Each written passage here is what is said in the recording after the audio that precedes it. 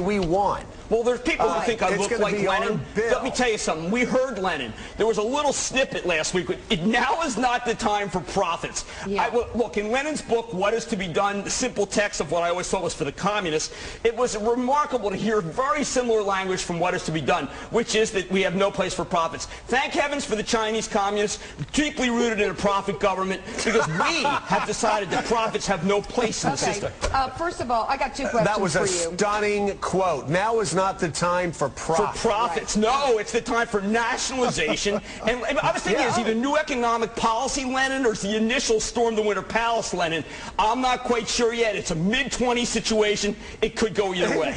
So you talk about nationalization. And underlying that last one, Jim, you talk about now's not the time for profits. So now's not the time for profits, and yet our federal government wants to give close to $100 billion in tax cuts to people who don't pay taxes. That is as close to socialism. It's unbelievable that you have the federal government writing checks to people for doing nothing. Yes. For doing absolutely nothing.